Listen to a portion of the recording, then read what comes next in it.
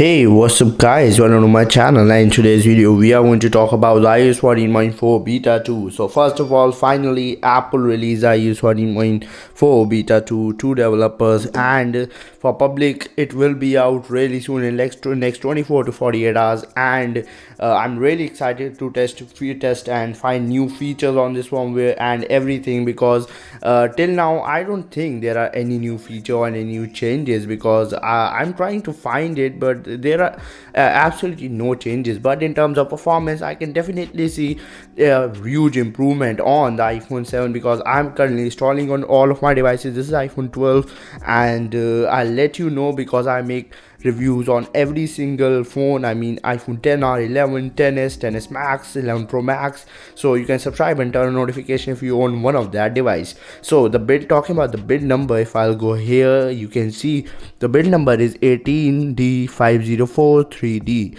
So the build number is this, and till now I'm using my device, and two things that are main, that are extremely I'm excited to say, is that the battery is most probably fixed, but I'm going to test out and give you guys my review on my separate review and on my follow-up video. So look, so just turn on notification, because it will be a really damn good update. I can see that, because I have seen no frame drops or anything on this device till now. It's been like an hour that I'm using this device on this firmware, and it is a really good thing that till now, because earlier whenever I used to install any update on my devices, the first few minutes, the first few like for 30-40 minutes, my device was heating.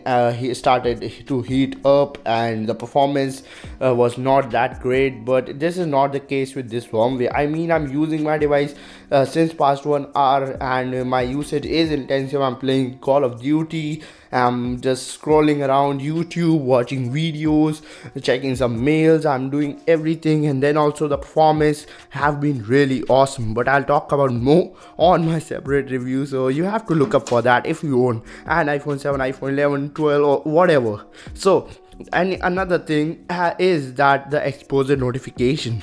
So many people were having bug in exposure notification, in which they were not able to turn on the exposure notification, which is now fixed in this firmware. Next bug is related to widgets. So many people were asking me on Twitter about this. Whenever they were going in here and then they were just clicking here and applying widget, they were getting some lag in here. So that is also fixed here. These are really small bugs which are now fixed in this beta, and till now there are no new features. I will be looking for features, and peace out. And I know this one is a short video, but I'll meet you all in the very next video in just a couple of hours.